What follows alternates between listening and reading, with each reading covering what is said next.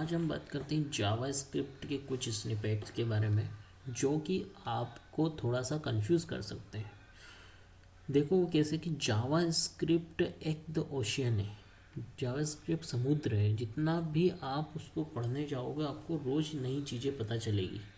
ठीक है, आप अभी मैं आपको कुछ एक स्निपेट दे दूँ और बोलूँ ये ऐसा हो रहा है जिसमें आप let const var variables and hoisting closures and there are the many concept available, लेकिन फिर भी आप कहीं ना कहीं कंफ्यूज हो जाओगे, कहीं ना कहीं आपको नई चीज़ें सीखने को मिलेगी।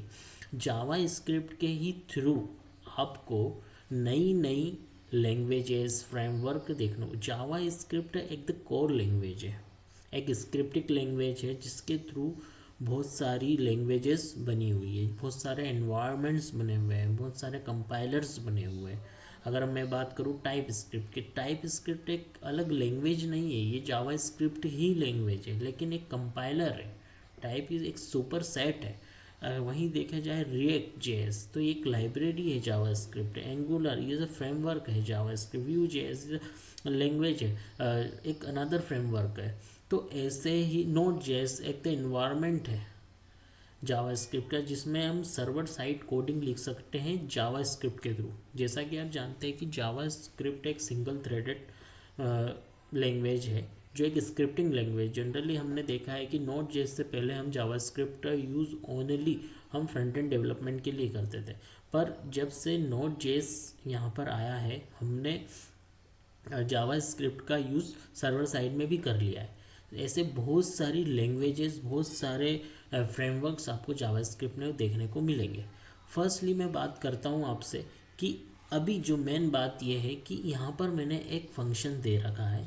ठीक है, एक फंक्शन है जिसमें मैंने a=2 किया है और मैंने एक फंक्शन को कॉल किया and then console dot log किया है। अब मुझे बताइए कि इसका आंसर क्या होगा।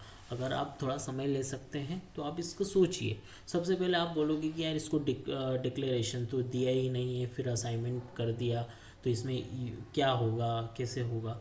तो अभी मैं आप अगर आप बोलते हो कि भाई ये इसमें एक एरर आएगी, तो मैं आपको बता दूं कि आप गलत हो, इसमें एरर नहीं आएगी। ठीक है, ये 1+2 है तो ये प्रिंट हो जाएगा। देखिए चेक करके देखते हैं हम। ठीक है, a=2 है तो इसका कंसोल डॉट लॉग 2 आ जाएगा। ये 2 आ गया। अब आप बोल रहे हो कि यार ये ऐसा कैसे हो गया, हमने तो ये पढ़ा था कि भाई असाइनमेंट डिक्लेरेशन तो ज़रूरी है क्योंकि एक होस्टिंग का रूल है, the variable can be used before it has been declare. Declaration से पहले हमको यूज़ तो करना। अब डिक्लेयर आप भले ही यहाँ पर कर दो, कहाँ पर भी कर दो।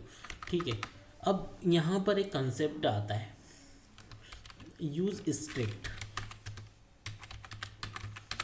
ठीक है, यूज़ स्ट्रिक्ट का अगर मैं यूज़ करता हूँ तो अब मुझे बताइए कि इसका आंसर क्या होगा।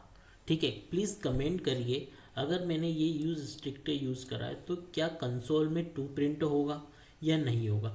प्लीज़ कमेंट करके बताइए और मेरे चैनल को सब्सक्राइब करिए। मैं जावा स्क्रिप्ट में आपको बहुत एक्सपर्ट बना सकता हूँ, इसलिए मेरे चैनल को आप सब्सक्राइब करिए और लाइक करिए। और मेरे जितने भी वीडियोस है, जितने भी शॉर्ट्स मैं डाल रहा हूँ उसको आप देखिए।